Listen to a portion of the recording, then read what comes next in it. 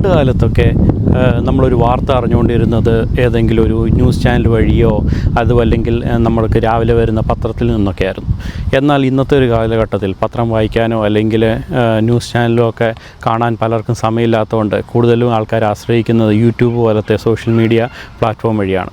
കുറച്ച് നാൾ മുമ്പ് ഫേസ്ബുക്കും അല്ലെങ്കിൽ അങ്ങനത്തെ കുറേ സോഷ്യൽ മീഡിയ ആയിരുന്നു എല്ലാ ആൾക്കാരെ കൺട്രോൾ ചെയ്തിരുന്നതെങ്കിൽ ഇന്നത്തെ കാലഘട്ടത്തിൽ യൂട്യൂബിൽ കൂടെ വരുന്ന വാർത്തകളാണ് ഏറ്റവും കൂടുതൽ ആൾക്കാർ വിശ്വസിക്കുകയൊക്കെ ചെയ്യുന്നത്. യൂട്യൂബ് വന്നതിന് ശേഷം ഏറ്റവും വലിയൊരു മാറ്റം എന്ന് പറയുന്നത് ഒത്തിരി പേരാണ് യൂട്യൂബിൽ കൂടെയൊക്കെ വീഡിയോ ഒക്കെ ഇടുന്നത്. നേരത്തെയൊക്കെ മാസ് മീഡിയ ഒക്കെ പഠിച്ച ആൾക്കാരായിരുന്നു യൂട്യൂബിലെ വീഡിയോ ഒക്കെ ഇട്ടുകൊണ്ടിരുന്നത്. എന്നാൽ ഇപ്പോൾ ഏതൊരാൾക്കും യൂട്യൂബിൽ കൂടെ വീഡിയോ ഇടാം എന്നൊരു അവസ്ഥയായിട്ടുണ്ട്. അത് കാരണം നമ്മൾ യൂട്യൂബിൽ വരുന്ന വീഡിയോസിൽ പറയുന്ന വാർത്തകളൊക്കെ എത്രത്തോളം ശരിയാണ്, അതിന് എത്രത്തോളം സത്യമുണ്ട് എന്നൊന്നും നമുക്കൊന്നും പലർക്കും അറിഞ്ഞുകൂടാ. മെയിൻ സ്ട്രീം ന്യൂസ് ചാനലൊക്കെ അവർ പ്രധാനപ്പെട്ട വാർത്തകൾ മാത്രമേ സംപ്രേഷണം ചെയ്യാറുള്ളൂ. ഉദാഹരണം പറയുകയാണെങ്കിൽ നമ്മളൊരു വിദേശ രാജ്യത്തേക്ക് പോയി കഴിഞ്ഞാൽ അവിടുത്തെ ലിവിങ് എക്സ്പെൻസ് എങ്ങനെ, അല്ലെങ്കിൽ അവിടെയുള്ള കടകളൊക്കെ ഏതാണ്, അവിടേക്ക് ജോലി കിട്ടാൻ എങ്ങനെയാണ്, അവിടുത്തെ താമസ സൗകര്യങ്ങൾ എങ്ങനെയാണ് തുടങ്ങിയ കാര്യങ്ങളൊന്നും മെയിൻ സ്ട്രീം ന്യൂസ് ചാനലുകളൊന്നും സംപ്രേഷണം ചെയ്യാറില്ല. ആ കാര്യങ്ങളൊക്കെ ഇപ്പം ജനങ്ങളെല്ലാം അറിഞ്ഞുകൊണ്ടിരിക്കുന്നത് യൂട്യൂബേഴ്സ് പലതരത്തിലുള്ള വീഡിയോ ഇടുന്നത് മൂലമാണ്. ഇപ്പോൾ നാട്ടിലുള്ള പല ആൾക്കാർക്കും ഇപ്പം പല വിദേശ രാജ്യങ്ങളിലും ഓൾറെഡി അവർ കണ്ടിട്ടുണ്ട്. അത് യൂട്യൂബിൽ കൂടെ ആണ് എന്ന് മാത്രം. അപ്പോൾ യൂട്യൂബിൽ കൂടെ ചിലരൊക്കെ ഇടുന്ന വീഡിയോസ് അവിടുത്തെ ലൈഫ് ഇങ്ങനെയാണ്, ഇവിടെ ഇങ്ങനെയൊക്കെ കാര്യങ്ങൾ നടക്കുന്നുണ്ട് എന്നൊക്കെ പറഞ്ഞിട്ടുള്ള പല വീഡിയോസും കാണുമ്പം പലരും അത് അപ്പാടെ വിശ്വസിക്കുകയാണ് ചെയ്യുന്നത്. റീസെൻ്റായിട്ട് കാനഡയിൽ വന്നിട്ടുള്ള ഒത്തിരി പേരാണ് യൂട്യൂബ് തുടങ്ങുകയും ഇവിടുത്തെ ലൈഫ് സ്റ്റൈലൊക്കെ കാണിക്കുകയൊക്കെ ചെയ്തിട്ടുണ്ടായിരുന്നു. തുടക്കമൊക്കെ വന്നിട്ടുള്ളവർ നല്ല രീതിയിലായിരുന്നു ആ വീഡിയോ ഒക്കെ കാണിച്ചുകൊണ്ടിരുന്നത്. അതായത് ഇവിടുത്തെ മഞ്ഞ് കണ്ടില്ലേ, അല്ലെങ്കിൽ ഇവിടുത്തെ പ്രകൃതികൾ കണ്ടില്ലേ, അതുമല്ല ഇവിടെയൊക്കെ നല്ല രീതിയിൽ ജീവിക്കാൻ പറ്റും എന്നൊക്കെ വീഡിയോസായിരുന്നു ആദ്യമൊക്കെ ആൾക്കാർ ഇട്ടുകൊണ്ടിരുന്നത്. അതിനൊക്കെ നല്ല രീതിയിൽ വ്യൂസ് കിട്ടുകയൊക്കെ ചെയ്തു.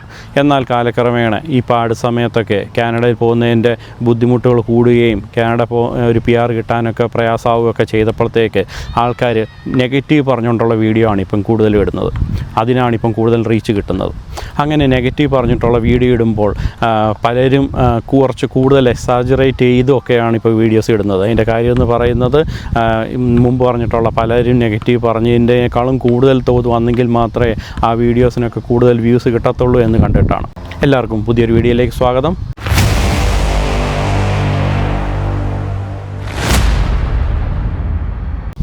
കാനഡയെക്കുറിച്ചുള്ള നെഗറ്റീവ് വാർത്തകൾ കണ്ടതിന് ശേഷമാണ് ഞാൻ ഈ ഒരു യൂട്യൂബ് ചാനൽ തുടങ്ങിയത്. അതിനുള്ള മെയിൻ കാരണം എന്ന് പറയുന്നത് ഈ പറയുന്ന അത്ര നെഗറ്റീവായിട്ടുള്ള കാര്യങ്ങളൊന്നും ഇവിടെ നടക്കുന്നില്ല എന്ന് കണ്ടിട്ടാണ് ഞാൻ അങ്ങനെ ഒരു വീഡിയോ ആയിട്ട് ആദ്യം വന്നത്. പ്രത്യേകിച്ച് അത് ഒത്തിരി നെഗറ്റീവ് പറഞ്ഞ ഒരാളുടെ വീഡിയോ സംബന്ധമായിരുന്നു ഞാൻ ആദ്യമായിട്ടൊരു വീഡിയോ ഇട്ടത് പോലും. അതിനുശേഷം ഒത്തിരി പേര് കമൻ്റായിട്ടൊക്കെ എന്നോട് പറയാറുണ്ട്, സത്യമാണ്, ഈ പ്രത്യേകിച്ച് കാനഡയിലൊക്കെ ഉള്ളവർക്ക് ഇതിൻ്റെ സത്യാവസ്ഥയൊക്കെ അറിയാം. അതായത് ചെറിയ ശതമാനം നെഗറ്റീവ് ഉണ്ടെങ്കിൽ പോലും കൂടുതലും ഇവിടെ പോസിറ്റീവായിട്ടുള്ള കാര്യങ്ങളാണ് ഉള്ളതെന്ന്. നമ്മളൊരു ഏത് രാജ്യം നോക്കിയാലും അവിടെ പോസിറ്റീവായിട്ടുള്ള വശങ്ങളും നെഗറ്റീവായിട്ടുള്ള വശങ്ങളും ഉണ്ടായിരുന്നു. ഞാനൊക്കെ കാനഡയിൽ വരുന്ന സമയത്ത് കാനഡയിലെ ഒരു നെഗറ്റീവ് എന്ന് പറയുന്നത് ഇവിടുത്തെ അതികഠിനമായിട്ടുള്ള ശൈത്യം തന്നെയായിരുന്നു. പ്രത്യേകിച്ച് -20, -13 ടെമ്പറേച്ചറൊക്കെ എങ്ങനെയാണ് നമ്മൾ ഇത്രയും ചൂടുള്ള സ്ഥലത്തുനിന്ന് വരുമ്പോൾ ഇതൊക്കെ നമ്മൾ വിസ്റ്റാൻഡ് ചെയ്യുന്നത് എന്നായിരുന്നു ആദ്യം ഉണ്ടായിരുന്നൊരു സംശയം. എല്ലാവരും കാനഡയെക്കുറിച്ച് അന്ന് ചോദിക്കുമ്പോഴൊക്കെ, പ്രത്യേകിച്ച് 2018 മുമ്പ് ആൾക്കാരോടൊക്കെ ചോദിക്കുമ്പോൾ എല്ലാവരും ആദ്യം തന്നെ പറയുന്നൊരു കാര്യം എന്ന് പറയുന്നത് അതികഠിനമായ തണുപ്പാണ്, ഭയങ്കര ബുദ്ധിമുട്ടാണ് തണുപ്പ് എന്നൊക്കെയായിരുന്നു. ഇത് മാത്രമേ ആ സമയങ്ങളിലൊക്കെ ഞാൻ കേട്ടിട്ടുള്ളായിരുന്നു. എന്നാൽ ഈ സമയത്ത് പ്രത്യേകിച്ച് 2025 നമ്മളിപ്പോൾ ഒരു യൂട്യൂബ് എടുത്ത് നോക്കിക്കഴിഞ്ഞാൽ തണുപ്പിനെക്കുറിച്ച് ആരും മിണ്ടാറ് പോലുമില്ല. തണുപ്പ് എന്നൊരു ബുദ്ധിമുട്ടൊക്കെ എല്ലാവർക്കും മാറിയെന്ന് തോന്നുന്നു. പക്ഷേ അതിനേക്കാളും കൂടുതൽ ഇവിടെ ജോലി കിട്ടാനില്ല, അല്ലെങ്കിൽ കാനഡ തകർന്നു പോയി എന്നൊക്കെ പറഞ്ഞിട്ടുള്ള വീഡിയോസാണ് പലരും ഇടാറുള്ളത്. നമ്മൾ യൂട്യൂബിൽ പറയുന്ന കാര്യങ്ങൾ മാത്രം ആശ്രയിക്കാതെ നമ്മുടെ ഭാഗത്തു നിന്നുള്ള റിസർച്ചൊക്കെ ചെയ്തിട്ട് ഒരു രാജ്യം സെലക്ട് ചെയ്യുക. ഞാനിപ്പം പറയുമ്പോൾ എല്ലാവരും കാനഡയിലേക്ക് ഓടി വരാൻ വേണ്ടിയൊന്നുമല്ല ഞാനിത് പറയുന്നത്. പക്ഷേ നമ്മൾ ഈ യൂട്യൂബ് മാത്രം ആശ്രയിച്ച് ഒരിക്കലും നമ്മൾ ഒരു കാര്യത്തിനെക്കുറിച്ചും വിലയിരുത്താൻ പാടില്ല. ഈവൻ എൻ്റെ ഒരു വീഡിയോ കണ്ടാൽ പോലും നിങ്ങളൊരു ഇൻഫർമേഷൻ എന്നുള്ള രീതിയിൽ മാത്രമേ വീഡിയോ കാണുകയും ഇതിന് ശേഷം പല ആൾക്കാരുമായിട്ട് ഡിസ്കസ് ചെയ്തിട്ട് എന്താണ് നല്ലത് എന്താണ് മോശം എന്നൊക്കെ മനസ്സിലാക്കി, ചിലപ്പോൾ ചിലർക്ക് നല്ലതായിരിക്കാം, ചിലർക്ക് മോശമായിട്ടുള്ളൊരു സ്ഥലമായിരിക്കാം കാനഡ. അത് ചൂസ് ചെയ്യേണ്ടത് നിങ്ങളാണ് ഒരു രാജ്യം തിരഞ്ഞെടുക്കേണ്ടത്. ഉദാഹരണം പറയുകയാണെങ്കിൽ കാനഡയിലെ തണുപ്പ് പോലും പലർക്കും ബുദ്ധിമുട്ടായിട്ടുള്ളവരുണ്ട്. അങ്ങനെയുള്ള ആൾക്കാർ ഒരിക്കലും കാനഡ അല്ല അവർ ചൂസ് ചെയ്യേണ്ടത്. അവിടെ കാനഡയിൽ എന്തൊക്കെ ഉണ്ടെന്ന് പറഞ്ഞാലും നിങ്ങൾക്ക് തണുപ്പൊക്കെ ഭയങ്കര ബുദ്ധിമുട്ടുള്ള ഒരാളാണ്, അത് കാരണം പ്രശ്നങ്ങളൊക്കെ ഉണ്ടാകുന്ന ഒരാൾ എന്നുണ്ടെങ്കിൽ ഉറപ്പായിട്ടും വേറെ എന്തെങ്കിലും ഒരു തണുപ്പ് കുറഞ്ഞ ഒരു സ്ഥലം ചൂസ് ചെയ്യുന്നതായിരിക്കും നല്ലത്. 9/11 അറ്റാക്കിന് ശേഷം US ആരും പോകരുത്, US തകർന്നു പോയി, ഇനി US രക്ഷപ്പെടാനൊരു മാർഗ്ഗമില്ല.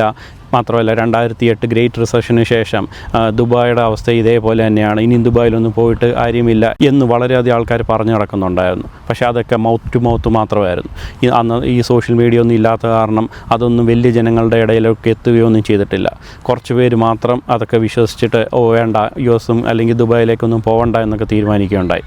എന്നാൽ ഇന്നത്തെ ഒരു കാലഘട്ടത്തിൽ യൂട്യൂബ് എന്ന് പറഞ്ഞത് നമുക്ക് അപ്ലോഡ് ചെയ്യുന്ന ആ സെക്കൻഡ് തന്നെ ഏത് ലോകത്ത് ഏത് സ്ഥലത്തിരുന്നും കാണാൻ പറ്റും എന്നുള്ളത് കൊണ്ട് തന്നെ അങ്ങനെയുള്ള ന്യൂസിന് ഭയങ്കര രീതിയിൽ റീച്ചും ഭയങ്കര കൂടുതൽ ആൾക്കാരിലേക്ക് എത്തുകയൊക്കെ ചെയ്യുന്നുണ്ട്. അത് വിശ്വസിച്ചിട്ട് പല ആൾക്കാരും കാനഡയുടെ നെഗറ്റീവൊക്കെ ചെയ്യുന്ന പല വീഡിയോസും കണ്ടിട്ട് പലരും കാനഡയ്ക്ക് പോകാം അല്ലെങ്കിൽ എന്നൊക്കെ തീരുമാനിച്ചിരുന്ന പല ആൾക്കാരും ആ ഡിസിഷനിൽ നിന്ന് ബാക്ക് ഔട്ട് ചെയ്യാറുണ്ട്. നിങ്ങൾ ഓർക്കുക, യൂട്യൂബ് നമ്മളൊരു എൻ്റർടൈൻമെൻറ്റിന് വേണ്ടി മാത്രം കാണുക. അതിൽ നിന്ന് കിട്ടുന്ന ഇൻഫർമേഷൻസ് മാക്സിമം നമ്മൾ പല രീതിയിലും പലരുമായിട്ട് ഡിസ്കസ് ചെയ്യാൻ വേണ്ടിയുള്ള ഒരു പ്ലാറ്റ്ഫോമായിട്ട് മാത്രം കാണുക. അതല്ല യൂട്യൂബിൽ പറയുന്നത് മാത്രം വിശ്വസിച്ചിട്ട് ഒരു കാലത്തും ഒന്നും തന്നെ ചെയ്യാതിരിക്കുക. കാനഡയിലൊക്കെ വരുന്നവർ തന്നെ 2 തരം ആൾക്കാരാണ് ഉള്ളത്. ഒന്ന്, എങ്ങനെയും കാനഡ പോലത്തെ ഏതെങ്കിലും വിദേശ രാജ്യത്ത് പോയിട്ട് രക്ഷപ്പെടണം, എത്ര ഹാർഡ് വർക്ക് ചെയ്യാൻ റെഡിയാണ് എന്നൊക്കെ മനസ്സിൽ ദൃഢനിശ്ചയത്തോടു കൂടി വരുന്ന ഒത്തിരിയധികം ആൾക്കാരുണ്ട്. എന്നാൽ വേറൊരു ശതമാനം ആൾക്കാർ ബാക്കി എല്ലാവരും പോകുന്നു, എന്നാൽ ഞാനും പോയേക്കാം, കാരണം ഫേസ്ബുക്കിൽ കൂടെ ഫോട്ടോ ഇടുകയും അല്ലെങ്കിൽ അങ്ങനത്തെ ഒരു അടിപൊളി ഒരു ലൈഫ് ആസ്വദിക്കാം എന്നൊക്കെ വിചാരിച്ച് വരുന്നവരുണ്ട്.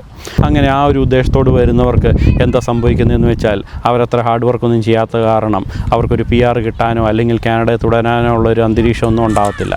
അത് കാരണം അവർ തിരിച്ച് നാട്ടിലേക്ക് പോവുകയും ചെയ്യും.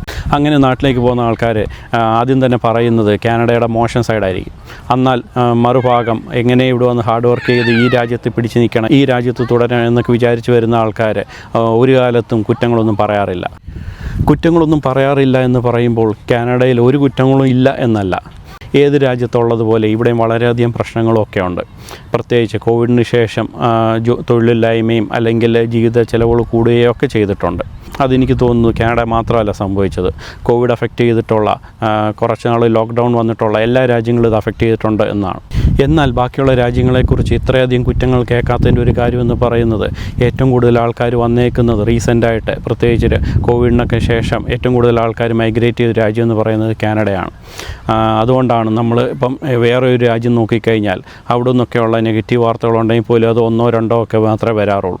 ബാക്കിയുള്ള രാജ്യത്തൊക്കെ പോയിട്ടുള്ള ആൾക്കാർ അവർ കൂടുതലും പോസിറ്റീവാണ് ആ രാജ്യത്തെക്കുറിച്ച് പറയുകയൊക്കെ ചെയ്യുന്നത്, കാരണം അതിന് തന്നെ ആൾക്കാർ കാണാനും ഒക്കെ ഉണ്ട്. എന്നാൽ കാനഡയിൽ വന്നിട്ടുള്ളവർ ആദ്യമൊക്കെ ഒത്തിരിയധികം പോസിറ്റീവ് പറഞ്ഞ വീഡിയോസൊക്കെ പോസ്റ്റ് ചെയ്തിട്ടുണ്ടായിരുന്നു. അതിനൊക്കെ വളരെയധികം ആൾക്കാർ കാണുകയൊക്കെ ചെയ്തിട്ടുണ്ട്. എന്നാൽ അതിനൊന്നും ഇപ്പോൾ ഒരു വലിയ ഡിമാൻഡില്ല, അതിനൊക്കെ റീച്ച് കുറയുന്നു എന്ന് കണ്ടിട്ടാണ് നെഗറ്റീവ് ആൾക്കാർ പറയാൻ തുടങ്ങുന്നത്. അങ്ങനെ നെഗറ്റീവ് പറയുന്ന ആൾക്കാർ ഓരോ എണ്ണം കൂടുകയൊക്കെ ചെയ്യുന്നത് ഒരു വിധത്തിൽ നല്ലതാണ്. കാരണം കുറച്ച് നാൾ കഴിയുമ്പം അത് ആൾക്കാർക്ക് മടുക്കുകയൊക്കെ ചെയ്യും. ഇത് നെഗറ്റീവ് മാത്രമേ ആൾക്കാർ പറയുന്നുള്ളല്ലോ എന്ന് കേട്ടിട്ട് അതിൻ്റെ വ്യൂസും ഗ്രാജുവലി ഇപ്പം കുറഞ്ഞു തുടങ്ങുകയാണ്. ഇപ്പോൾ ഞാനൊരു പാർക്കിലാണ് ഇരിക്കുന്നത്. കാനഡയിൽ ഇപ്പം സമ്മറാണ് എന്ന് എല്ലാവർക്കും അറിയാമല്ലോ. അതുകൊണ്ട് തന്നെ ഈ സമയത്തൊക്കെയാണ് പാർക്കിൽ വന്നിരിക്കാനൊക്കെ പറ്റുന്നത്. ഇപ്പോൾ ഈ പാർക്കിൽ തന്നെ നോക്കിക്കഴിഞ്ഞാൽ നമുക്ക് കാണാൻ പറ്റുന്നത് പല ആൾക്കാർ അവരൊരാഴ്ചത്തെ ജോലിയൊക്കെ കഴിഞ്ഞിട്ട് ഒരു വിശ്രമിക്കാൻ വേണ്ടിയാണ് ഈ പാർക്കിലേക്കൊക്കെ വരുന്നത്. ചിലരാണെങ്കിൽ കളിക്കുന്നുണ്ട് ബാസ്ക്കറ്റ് ബോള്, ചിലർ നടക്കുന്നുണ്ട്, ജോഗ് ചെയ്യുന്നുണ്ട്, ചിലർ ജസ്റ്റ് റിലാക്സ് ചെയ്ത് ബെഞ്ചിലൊക്കെ ഇരിക്കുകയും കുട്ടികളാണെങ്കിൽ ഓടിക്കളിക്കുകയൊക്കെ ചെയ്യുന്നുണ്ട്. ഇത്ര റിലാക്സ്ഡായിട്ട് ആൾക്കാർ ഇരിക്കുന്ന കാണുമ്പോൾ നമുക്ക് തന്നെയാണ് ഒരു പോസിറ്റിവിറ്റി തോന്നുന്നത്. ബാക്കി ഉണ്ടാകുന്ന കുറച്ച് നെഗറ്റീവായിട്ടുള്ള കാര്യങ്ങളൊക്കെ അത് തീരെ ഇഗ്നോർ ചെയ്യാവുന്ന കാര്യങ്ങളായിട്ട് മാറുകയും ചെയ്യും. സോഷ്യൽ മീഡിയ ഒന്നും ഇത്ര ആക്റ്റീവ് അല്ലാത്തൊരു കാലത്ത് ഞാൻ കാനഡയിലേക്ക് വരാനായിട്ട് തീരുമാനിച്ചപ്പോൾ ഒരു വ്യക്തിയെ, ഇവിടെ കാനഡയിലുള്ള ഒരാളോട് ഞാൻ ഫോൺ ചെയ്ത് ചോദിക്കുകയുണ്ടായി, കാനഡ എങ്ങനെയുണ്ട്, അവിടെ വന്നു കഴിഞ്ഞാൽ എന്തൊക്കെ ബുദ്ധിമുട്ടുകളുണ്ടാവും എന്നൊക്കെ ചോദിച്ചുകൊണ്ട്. അവരപ്പോൾ ആദ്യം പറഞ്ഞൊരു ഉത്തരവെന്ന് പറഞ്ഞത് ഭയങ്കര തണുപ്പാണ്, ഭയങ്കര ബുദ്ധിമുട്ടാണ് എന്നൊക്കെയാണ്. ഞാൻ അവരോട് തിരിച്ചൊറ്റ ചോദ്യമേ ചോദിച്ചുള്ളൂ, ഈ ബുദ്ധിമുട്ടുകൾ നിങ്ങൾക്ക് അത് കുഴപ്പമില്ല എന്നുള്ളത്. കാരണം നിങ്ങളും കേരളത്തിൽ നിന്ന് വന്നാണ്, നിങ്ങൾക്കും ചൂടുള്ള സ്ഥലത്തു നിന്നാണ് പോയത്, അപ്പോൾ നിങ്ങൾ എങ്ങനെയാണ് ഇതൊക്കെ വിത്ത്സ്റ്റാൻഡ് ചെയ്യുന്നത് എന്ന് ചോദിച്ചു. അപ്പോൾ നെഗറ്റീവ് പറയുന്ന ആൾക്കാരോട് നിങ്ങൾ തന്നെയാണ് ചോദ്യങ്ങൾ ചോദിക്കേണ്ടത്. ആ ചോദ്യങ്ങൾക്കൊക്കെ വ്യക്തമായിട്ട് ഉത്തരവ് നൽകുന്നുണ്ടെങ്കിൽ മാത്രം ആ കാര്യങ്ങളൊക്കെ കൂടുതൽ വിശ്വസിക്കുകയും നിങ്ങളുടെ ഡിസിഷനിൽ എന്തെങ്കിലും മാറ്റം വരുത്തുകയും ചെയ്യുക. ഇതുപോലത്തെ പലതരം ഇൻഫർമേഷനായിട്ട് ഞാൻ വീണ്ടും വരുന്നതായിരിക്കും. പുതിയ വീഡിയോ ആയിട്ട് കാണുന്നിടം വരെ it's me AJ signing off. By.